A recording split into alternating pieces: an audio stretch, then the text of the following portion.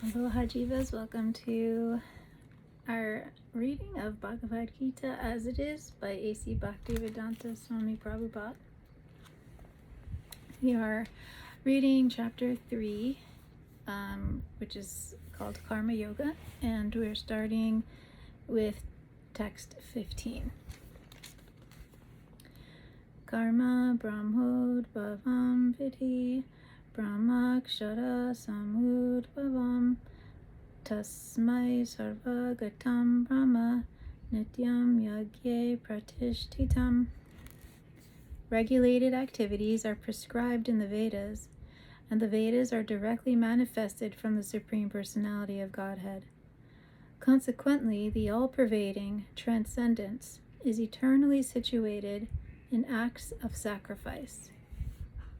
Purport: Yagyartha karma, or the necessity of work for the satisfaction of Krishna only, is more expressly stated in this verse.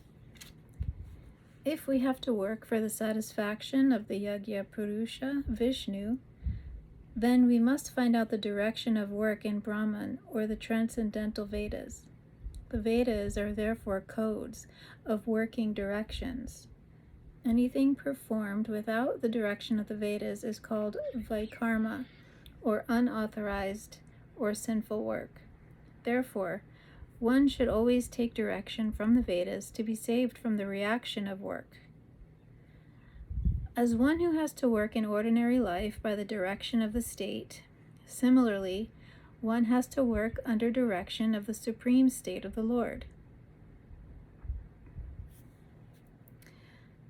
Such directions in the Vedas are directly manifested from the breathing of the Supreme Personality of Godhead. It is said, Asya Mahato Bhutasya Nashvashisitam Etad Yad Rigvedo Yajurvedaha Samavedo Tarvan Girasaha. The four Vedas, namely the Rig Veda, Yajur Veda, Samaveda, and Atharva Veda, are all emanations from the breathing of the great personality of Godhead. The Lord, being omnipotent, can speak by breathing air, as it is confirmed in the Brahma Samhita, for the Lord has the omnipotence to perform through each of his senses the actions of all other senses. In other words, the Lord can speak through his breathing, and he can impregnate by his eyes. In fact, it is said that he glanced over material nature and thus fathered all living entities. After creating or impregnating the conditioned souls into the womb of material nature, he gave his directions in the Vedic wisdom as to how such conditioned souls can return home back to Godhead. We should always remember that the conditioned souls in material nature are all eager for material enjoyment. But the Vedic directions are so made that one can satisfy one's perverted desires, then return to Godhead, having finished this so-called enjoyment. It is a chance for the conditioned souls to attain liberation. Therefore, the conditioned souls must try to follow the process of yagya by becoming Krishna conscious. Even those who cannot follow the Vedic injunctions may adopt the principles of Krishna consciousness, and that will take the place of performance of Vedic yagyas or karmas. Text 16.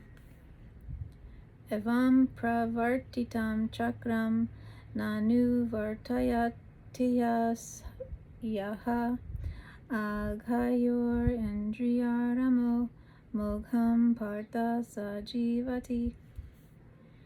My dear Arjuna, a man who does not follow this prescribed Vedic system of sacrifice certainly leads a life of sin, for a person delighting only in the senses lives in vain. Purport: the Mammonist philosophy of work very hard and enjoy sense gratification is condemned herein by the Lord. Therefore, For those who want to enjoy this material world, the above-mentioned cycle of performing yajnas is absolutely necessary. One who does not follow such regulations is living a very risky life, being condemned more and more. By nature's law, this human form of life is specifically meant for self-realization in either of the three ways, namely karma yoga, jnana yoga, or bhakti yoga. There is no necessity of rigidly following the performances of the prescribed yogas for the transcendentalists who are above vice and virtue. But those who are engaged in sense gratification require purification by the above-mentioned cycle of yoga performances. There are different kinds of activities. Those who are not Krishna conscious are certainly engaged in sensory consciousness. Therefore, they need to execute pious work. The yajna system is planned in such a way that sensory conscious persons may satisfy their desires without becoming entangled in the reaction of sense gratificatory work. The prosperity of the world depends not on our own efforts, but on the background arrangement of the Supreme Lord, directly carried out by the demigods. Therefore, the yajnas are directly aimed at the particular demigod mentioned in the Vedas. Indirectly, it is the practice of Krishna consciousness, because when one masters the performance of yajnas, one is sure to become Krishna conscious. But if by performing yajnas one does not become Krishna conscious, such principles are counted as only moral codes. One should not therefore limit his progress only to the point of moral codes, but should transcend them to attain Krishna consciousness.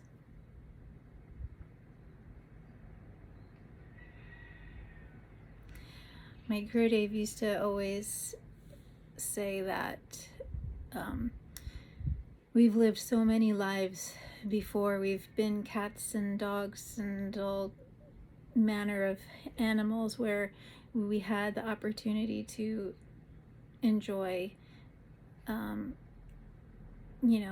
all the material things, sex, life, foods, and family, and all those things that the senses are urging us to do and desire, and that we should really not take for granted this life as a human, where we have the capability of spiritual life, and we have, as humans, we have the ability of being Krishna conscious. We're not, we have the ability to control and direct how we use our senses, whereas the animal kingdom are very much controlled by their senses, controlled by instinct. They don't have the higher consciousness that humans have to philosophize. They're certainly able to love and have emotion, and have relationships.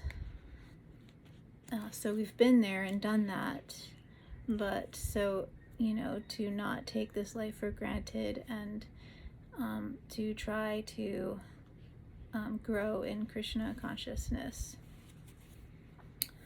So let's continue. Text 17. Yastvatma ratir evasyad atma triptascha manavaha atmanyeva cha shantustas tasya karyam navidyate.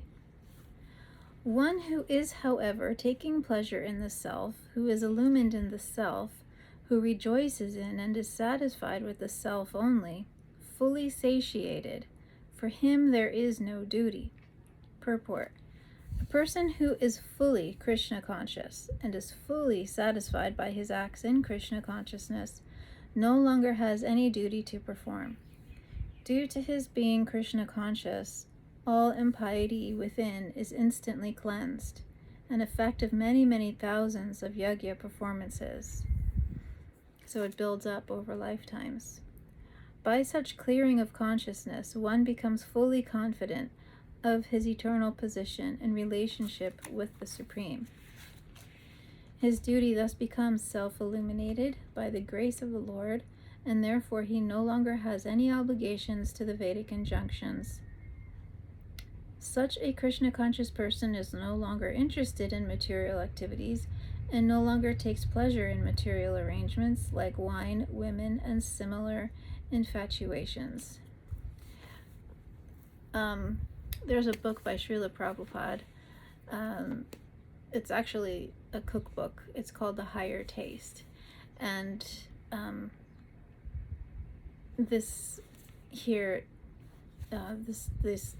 last bit of the purport that he wrote is along those lines of having a higher taste. Once for like, if you compare, like, you know, once you've had the best of something, whether it's like, you know, the best ice cream or the best, you've driven in the best car or whatever, like whatever your best is, if you've had that experience, then it's like you lose the attraction for what is not so great. And that, you know, I've experienced that, for better or worse, to be honest.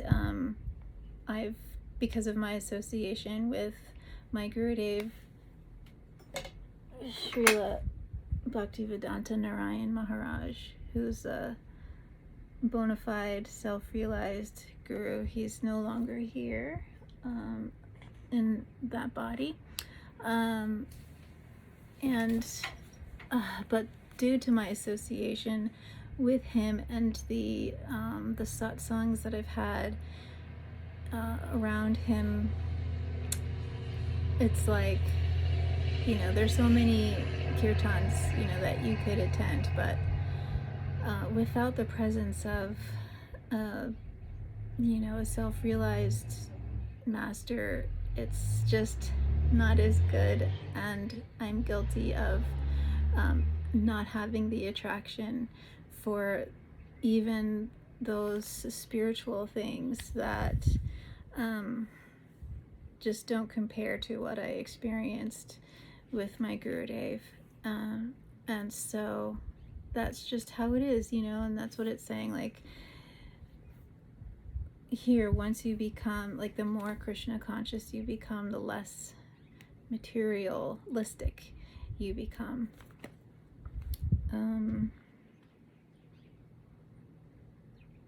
So I'm gonna end there. Thank you for listening. I hope you have an awesome day, and I'll see you next time. Hare Krishna.